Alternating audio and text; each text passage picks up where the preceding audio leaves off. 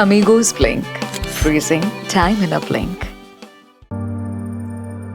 Amigos Blink presents Swasthya Mitra, sponsored by Bhanu Hospital, Kullu. नमस्कार, मैं सिमरन भारद्वाज आपका स्वागत करती हूँ हमारी brand new series amigos blink presents स्वास्थ्य मित्रा स्पॉन्सर्ड बाय भानु हॉस्पिटल के इस एपिसोड में। पहले एपिसोड में आपने देखा कि डॉक्टर वाइकिंग भानु जी हमारे साथ यहाँ पर थे, जिन्होंने आयुष्मान भारत और हिम केयर योजना से संबंधित सभी उचित जानकारी हमारे साथ साझा की। उससे संबंधित प्रश्नों का हम इंतज़ार कर रहे हैं और इसके पार्ट 2 वीडियो में वो आएंगे और उसका जवाब ज़रूर देंगे। एपिसोड नंबर 2 में आज हमारे साथ यहाँ पर हैं नेत्र रोग विशेषज्ञ डॉक्टर कुसुम भानु जी। मैं चाहती हूँ कि इनके परिचय के लिए एक छोटा सा वीडियो हम आपके सामने चलाएं।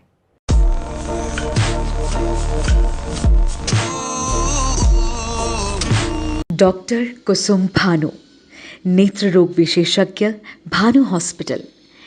आईजीएमसी शिमला से एमबीबीएस और नेत्र रोग चिकित्सा की शिक्षा ग्रहण कर 2007 में भारतीय नौसेना के सबसे प्रतिष्ठित अस्पताल आईएनएचएस अश्वनी, मुंबई में बतौर सर्जन लेफ्टिनेंट कमांडर सेवाएं दी। तत्पश्चात जनसेवा और अपनी जन्मभूमि के लिए अपना कर्तव्य निभाने के उद्देश्य से डॉक्टर कुसुम भानु हिमाचल वापस आई और 2013 कुल्लू में भानु आई क्लिनिक की शुरुआत कर नींव रखी। 2016 में कुल्लू घाटी को भानु हॉस्पिटल के रूप में सौगात मिली, जो आधुनिक सुविधाओं से लैस डॉक्टर कुसुम भानु की देखरेख में निरंतर अपनी सेवाएं दे रहा है।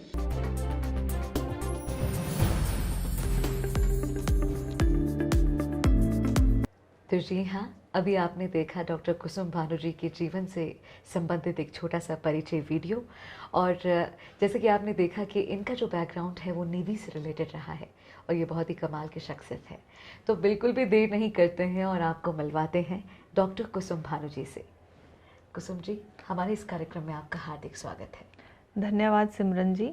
आज हम बात करेंगे नेत्र रोग संबंधित बीमारियों के बारे में और आपके जो भी क्वेश्चंस हैं जनरल टॉक हम करेंगे और हम चाहेंगे कि इससे आम आदमी को कुछ फ़ायदा हो, उसको सही इन्फॉर्मेशन हम पहुंचा सकें। जी, वाकई आज जिस तरह के क्वेश्चंस मैं यहाँ पे लेके आई हूँ वो मेरे ही क्वेश्चंस नहीं है, बल्कि वो आम जनमानस से निकले हुए क्वेश्चंस हैं, जिनके बारे में कहीं ना कहीं हम चाहते हैं कि एक लॉन्ग डिस्कशन हो। बट देखिए, जब हम किसी डॉक्टर से मिलते हैं तो लाजमी सी बात है, इतना टाइम नहीं रहता है कि वो चीज़ें डिस्कस हो सके। बट ये इंटरव्यू एक माध्यम है कि हम ये चीज़ें यहाँ पे डिस्कस करें, और इसलिए ये भी बहुत ज़्यादा ज़रूरी हो जाता है कि आप इस इंटरव्यू को ज़्यादा से ज़्यादा शेयर करें, ताकि बहुत सारे लोगों तक जो है ये इन्फॉर्मेशन पहुँच सके। तो मैम, शुरू करते हैं। तो मेरा जो पहला सवाल आपसे ये है, नेत्र रोग की जब बात आती है तो भानु हॉस्पिटल का नाम ज़िला कुल्लू में जो है बहुत अव्वलता से लिया जाता है, इसका श्रेय कहीं ना कहीं आपको जाता है। तो मैम, कौन सी फैसिलिटीज़ इस वक्त हम जो है नेत्र रोग में दे रहे हैं भानु हॉस्पिटल के अंदर? अगर आप फैसिलिटीज़ की बात करें तो हमारे पास लगभग सभी तरह की फैसिलिटीज़ हैं, लेटेस्ट हैं, और हम कॉम्प्लिकेटेड केसेस को भी कर रहे हैं। तो जैसे सफ़ेद मोती है, उसमें अगर लोग लेज़र ऑपरेशन बोलते हैं जिसको आमतौर पर, बट एक्चुअल जो वर्ड है वो फेको है, वो हमारे पास अवेलेबल है। तो हम कॉम्प्लिकेटेड केसेस में भी करते हैं, सिंपल केसेस भी करते हैं। और साथ में काले मोती के लिए लेज़र और ऑपरेशंस अलग अलग होते हैं, वो भी हम करते हैं। और हमारे पास जैसे आँखों में मांस बढ़ जाता है, उसका भी ऑपरेशन लेटेस्ट तरीके से होता है। और अगर आँखों में टेढ़ापन हो तो उसका ऑपरेशन भी हम करते हैं। और अगर आँख के पर्दे की जो प्रॉब्लम्स हैं उसके लिए पहले हम लोग चंडीगढ़ भेजते थे पेशेंट्स को, बट अब हमने पिछले कुछ महीनों में पर्दे के लिए ओसीटी और उससे संबंधित इलाज भी हमने शुरू कर दिया है। तो देखा जाए तो हमारे पास बेसिक सारी फैसिलिटीज़ हैं और कुछ एडवांस्ड भी हैं। और साथ में हमने कोशिश की है कि जो आँख के जो चोट जिसको लग जाती है किसी बच्चे या बड़ों को, तो उनका भी हम इलाज बहुत अच्छे से कर रहे हैं। उनके काफ़ी अच्छे रिजल्ट्स हमने देखे हैं यहाँ पर। जी, और बाकी इतनी सारी फैसिलिटीज़ हमारी एक छोटी सी कुल्लू घाटी में होना यहाँ के सभी वासियों के लिए एक सौगात ही है। और इसके साथ ही मैम, मैं अपना अगला सवाल जोड़ना चाहूँगी, जहाँ पे नेत्र रोगों की बात आती है तो नेत्र रोग अब किसी एज से रिलेटेड कोई कॉमन इशू नहीं रह गया है। अब ये कोई भी हम एज ग्रुप ले लें, सबको कोई ना कोई इश्यूज हैं, तो आपको क्या लगता है इसके क्या रीजंस है कि इतने ज़्यादा आई डिजीज़ बढ़ रहे हैं आजकल? देखिए मैम, आई डिजीज़ तो पहले भी होती थी, पुराने ज़माने में भी, बट तब हमारी विजुअल रिक्वायरमेंट्स ऐसी नहीं होती थी। लाइक हमें दूर देखना नहीं होता था, हम एक ही कमरे में अपना सारा काम कर लेते थे। सारे बुज़ुर्ग बच्चे एक ही कमरे में बैठ के अपना सारा काम दिनचर्या निकाल लेते थे। बट अभी हमें बहुत सारी आउटडोर एक्टिविटीज़ करनी है, हमें ऑनलाइन क्लासेस करनी है, स्मार्ट क्लासेस हैं, तो इस करके हमारी रिक्वायरमेंट्स बढ़ गई हैं और हमारे लाइफस्टाइल भी चेंज हो गए। हम ज़्यादा इंडोर रहते हैं तो ज़्यादा लैपटॉप, कंप्यूटर, मोबाइल पे हम रहते हैं, तो हमारी जो रिक्वायरमेंट्स बढ़ गई हैं, इसलिए हमें प्रॉब्लम्स भी बढ़ गई हैं। तो इसीलिए हमें चेकअप भी ज़्यादा फ्रीक्वेंट करना है as compare to previous times. So ये हमारी सिर्फ लाइफस्टाइल चेंजेस हैं और हमारी रिक्वायरमेंट्स हैं, जिसकी वजह से हमें प्रॉब्लम्स बढ़ गई हैं। जी, वाकई लाइफस्टाइल में इस तरह के ड्रास्टिक चेंजेस की वजह से आई साइट के ऐसे इश्यूज होना एक लाजमी सी बात है। तो मैम अगर इसके सॉल्यूशंस की हम बात करें तो कैसे डिटेक्ट की जाएँ ये सब चीज़ें? देखिए मैम, सॉल्यूशंस का ऐसा है कि प्रॉब्लम्स को अगर हम टाइम रहते पकड़ें, जैसे अगर बच्चा पैदा होता है तो उसको अगर जब हम स्क्रीनिंग करते हैं तो डिलीवरी के टाइम डॉक्टर उसकी स्क्रीनिंग करता है, नर्स स्क्रीनिंग करती है कि उसकी आंखें ठीक हैं, नाक ठीक है, मुंह ठीक है, कान ठीक है या सारे अंग ठीक हैं। तो उसी टाइम एक जनरल स्क्रीनिंग हो जाती है, तो उसी टाइम हम डिटेक्ट कर पाते हैं कि बच्चे को कोई आंसू की नली ब्लॉक है या उसको सफ़ेद मोती है या उसकी आंख में टेढ़ापन है। ऐसी कई बीमारियां होती हैं जो सिर्फ बच्चे में होती हैं। उसके बाद जब बच्चा बड़ा होता है, स्कूल जाता है, तो स्कूल में जाने पर उसे दूर देखने में प्रॉब्लम आती है या उसे एलर्जी होती है या उसे धुंधलापन रहता है या आँखों में दर्द, पानी आना, ये सब प्रॉब्लम्स रहती हैं। तो एज ग्रुप अलग अलग रहता है और प्रॉब्लम्स भी अलग अलग रहती हैं, तो उसका सॉल्यूशन उसी के हिसाब से होता है। तो हमें ये है कि अगर हम स्क्रीनिंग टाइम अगर कर लें, स्क्रीन कर लें पहले ही बीमारी को, तो उसका हम इलाज टाइम पे कर सकते हैं। जी, तो मतलब routine checkups are very important. हाँ जी। और जी हाँ, जब हम आँखों की बात करते हैं तो आई गेस सबसे सेंसिटिव अगर कोई चीज़ है तो हमारी आँखें ही हैं। कहते हैं कि जब नज़र धुंधली हो जाती है तो सब धुंधला हो जाता है, इसलिए routine checkups are very important और इसकी अहमियत जो है वो आम लोगों को समझने की ज़रूरत है। मैम, सोल्यूशन की हमने बात की कि रूटीन चेकअप इसका जो है एक सोल्यूशन हो सकता है, बट आप तो बहुत नज़दीक से इन चीज़ों को देखते हो, आपके पास एज ग्रुप, सभी एज ग्रुप के लोग आते हैं, तो एज ग्रुप के हिसाब से मोस्ट कॉमन डिजीज़ क्या है? जैसे बच्चों में मोस्ट कॉमन क्या रहता है? देखो, स्कूल गोइंग किड्स जो हैं उनमें मोस्ट कॉमन तो रिफ्रैक्टिव एरर रहता है, जिसको हम कहते हैं कि नज़र का धुंधलापन। जी। वो बहुत कॉमन रहता है। अगर आप किसी क्लास में लो तो 30 to 40% बच्चे ऐसे होते हैं जिनमें चश्मे का नंबर होता है। जी। बट अगर आप ऑन ग्राउंड देखें तो बहुत लोग चश्मा अवॉइड करते हैं। अलग अलग धारणाएं हैं कि नहीं पहनना है, नंबर पहनने से नंबर बढ़ जाएगा या कुछ भी, ऐसी कई धारणाएं हैं जो कि अवेयरनेस कम होने की वजह से रहती हैं। तो हमें मेनली तो चश्मे का नंबर है, बाकी एलर्जीज़ हैं या टेढ़ापन है और भी कई प्रॉब्लम्स रहती हैं। जी। तो मैम जैसे कि आपने कहा कि कॉमन जो नज़रों का धुंधलापन है वो बच्चों में देखने को मिलता है आजकल, क्योंकि ऑनलाइन क्लासेस एंड ऑल जितनी भी हमने बातें की, बट हमने नॉर्मली देखा है कि जब एक बार चश्मा लग जाता है तो उसका चेकअप जो है वो कैसे होना चाहिए, लाइक कब कब होना चाहिए, इसका क्या फॉर्मेट रहता है? देखिए मैम, जो चश्मे का नंबर है, अगर आपकी एज ग्रुप कम है, लाइक अगर आप 1 से 2 साल के हैं या 3 से 5 साल के बीच में हैं, तो हो सकता है हम आपके नंबर के हिसाब से आपको हर 3 महीने में बुलाएं बच्चे को। और अगर उससे ऊपर का एज ग्रुप है और आपका नंबर स्टेबल हो चुका है तो हम 6 मंथ से 1 ईयर पे फॉलोअप करते हैं। और अगर ओल्डर एज ग्रुप्स की बात करें तो साल में एक बार भी अगर हम दिखाएं तो ठीक है। बट जैसे जैसे आपकी एज बढ़ती जाती है और आप सफ़ेद मोतिया के लक्षण आप में आने लगते हैं तो आप हर 5 से 6 महीने में भी चेकअप करवा सकते हैं। इसी के साथ अगर आपको सफ़ेद मोती है और आपको शुगर या आपको ब्लड प्रेशर की शिकायत है तो आपके आँखों के पर्दे ख़राब होने के चांसेस भी बढ़ जाते हैं, जिसका कि बहुत आमतौर पर मैंने यहाँ पर देखा है कि लोग इग्नोर करते हैं या उनको अवेयरनेस नहीं है इस बारे में कि जो शुगर या ब्लड प्रेशर से रिलेटेड जो प्रॉब्लम्स हैं वो आँखों में सबसे पहले दिखने को मिलती हैं। तो टाइम रहते अगर हम इसको इलाज करें या चेकअप करवाएं तो उससे हमें अंधेपन से बचा जा सकता है। जी। मैम जैसे अभी हमने यहाँ पे बात किया कि किस तरह से जो है चश्मे के नंबर को जो है वो बढ़ने से रोका जा सकता है। रोका इसको नहीं कह सकते, बट रूटीन को फॉलो करना बहुत ज़्यादा ज़रूरी है, तभी कहीं ना कहीं जाके आप उस चीज़ को स्टेबल कर सकते हो। बट मैम अभी तो मेडिकल साइंस ने इतना ज़्यादा ग्रो किया है, एडवांस सब कुछ हो गया है। जी हाँ। क्या ऐसी मेडिसिन, आई ड्रॉप्स कुछ ऐसा अवेलेबल है जिससे चश्मे के नंबर को बढ़ने से रोका जा सके? जी हाँ, पहले तो ऐसा नहीं था, बट हाँ रिसेंट अगर आप बात करें 5-6 साल पहले से हमारे पास कुछ आई ड्रॉप्स हैं जो कि बच्चों में एक एज ग्रुप है, 6 से लेकर 12 साल का एज ग्रुप है, जिनमें हम कुछ आई ड्रॉप्स प्रिस्क्राइब करते हैं और उनके नंबर के जो बढ़ने की गति को हम रोक सकते हैं। तो उसके लिए आप नेत्र रोग विशेषज्ञ से ही परामर्श लें। ऑनलाइन जो अगर कोई आपको लग रहा है कोई भ्रामक विज्ञापन है, ये ड्रॉप्स ले लो, वो ले लो, उन पे ना विश्वास करके नेत्र रोग विशेषज्ञ के परामर्श से अगर आप आई ड्रॉप लेंगे तो वो आपको सही ड्रॉप्स प्रिस्क्राइब करेंगे और आपको जो बढ़ने की जो गति है उसको हम रोक सकते हैं। जी। और इसी कड़ी में मेरा जो अगला सवाल है मैम, अभी तक हमने बात की कि किस तरह से बच्चों में जो most common disease eye disease देखने को मिल रही है। जब हम ओल्ड एज ग्रुप की तरफ जाते हैं तो वहाँ पे क्या कॉमन आपको देखने को मिला है?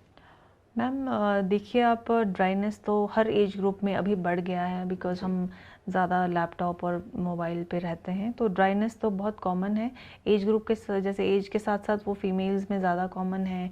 और एनवायरमेंटल फैक्टर्स भी हैं, लाइक अगर आप एसी में ज़्यादा हैं या आप ड्राई ह्यूमिड एटमॉस्फेयर में हैं तो उसमें भी हमें ड्राइनेस बढ़ जाती है।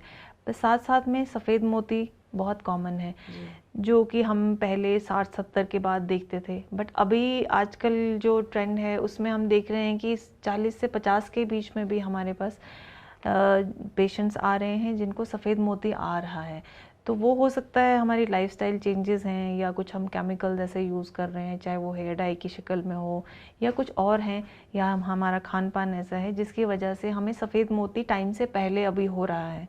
तो अगर हम वक्त रहते इसका रेगुलर चेकअप आई का करवाएं तो हम इन सब बीमारियों को डिटेक्ट भी कर सकते हैं और इसका इलाज भी करवा सकते हैं। जी। और मैम मेरा जो अगला सवाल है वो भी मैं इसी से जोड़ने जा रही हूँ। जहाँ पे बात हम सफ़ेद मोतिया की करते हैं, ड्राइनेस की करते हैं, तो ये कुछ डिजीज़ हैं जिनमें हमारे पास क्योर करने के लिए टाइम रहता है, सोचने के लिए टाइम रहता है, डॉक्टर के पास जाने के लिए, सलाह लेने के लिए। But when it comes to कि आँखों की जब कोई चोट लग जाती है, सडनली कोई चोट लग जाती है, तो यहाँ पे लोगों का नॉर्मली रहता है कि आँखों में चोट लग गई है, अभी तो इसको दूर ले जाना पड़ेगा, रेफ़र करो, पीजीआई जैसे नाम लिए जाते हैं कि वहाँ पे जाना है। बट तब तक मुझे नहीं लगता कि चीज़ें कंट्रोल में हो पाती होंगी, या फिर आप इन चीज़ों को ज़्यादा बेहतर से समझती हैं। क्या भानु हॉस्पिटल में अवेलेबल है इस तरह की फैसिलिटीज़? जी हाँ, इस पे मैं विशेष तौर पे बताना चाहूँगी आम जनता को कि जब भी आँख में चोट लगे तो उसके लिए या तो आप मतलब ऑनलाइन या जैसे भी है कंसल्ट कीजिए। अभी तो ऑनलाइन भी डॉक्टर्स अवेलेबल हैं, तो ऑन द स्पॉट आपको क्या करना है वो भी आपको एडवाइस मिल जाती है। और आप अगर नियरेस्ट जो आपके पास नेत्र रोग विशेषज्ञ है उनके पास जाइए और अपना इलाज करवाइए, क्योंकि 90 to 95% जो ट्रीटमेंट है वो आपके लोकल डॉक्टर्स ही कर लेते हैं, यहीं पे हो जाता है।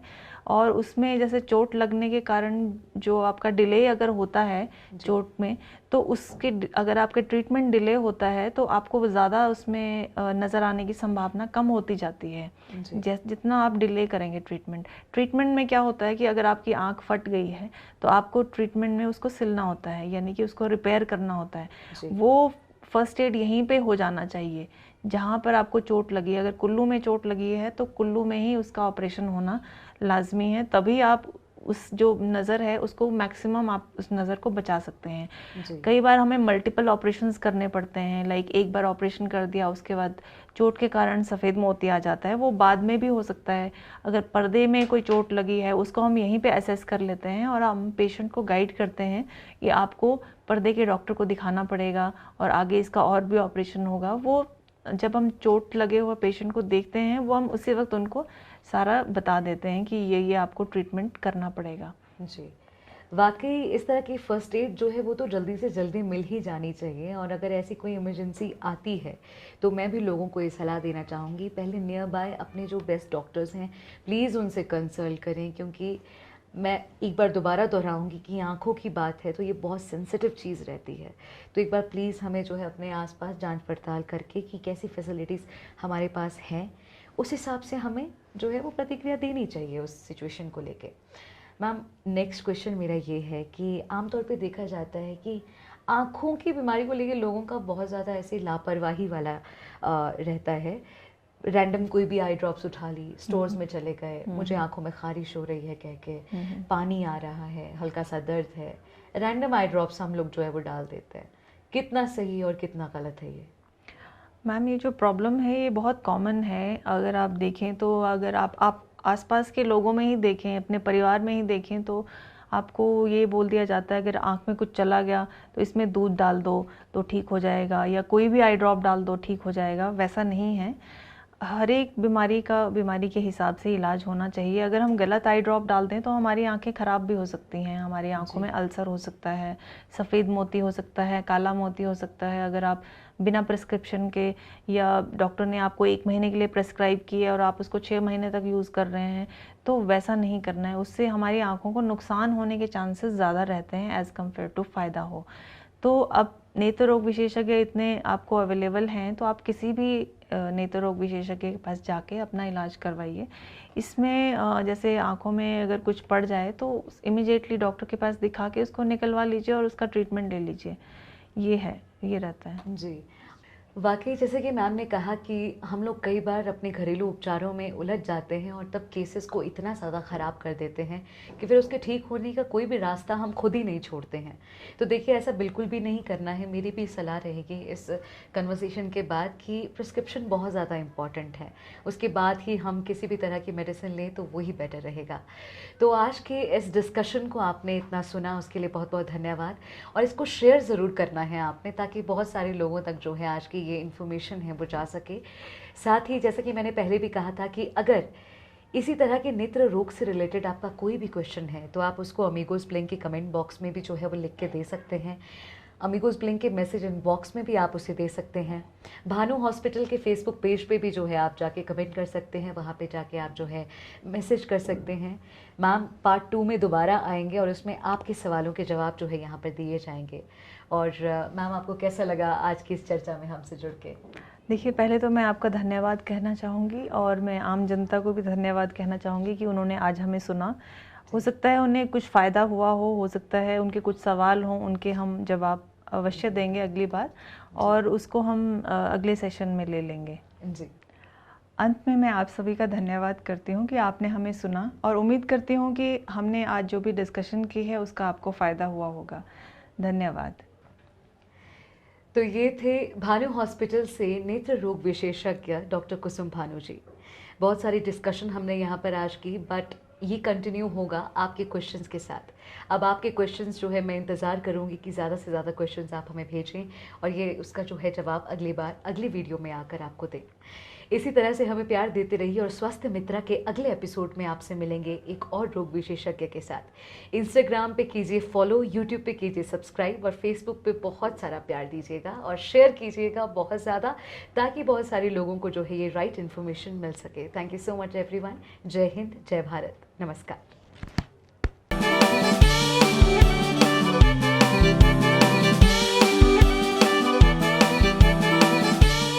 Amigos Blink, freezing time in a blink.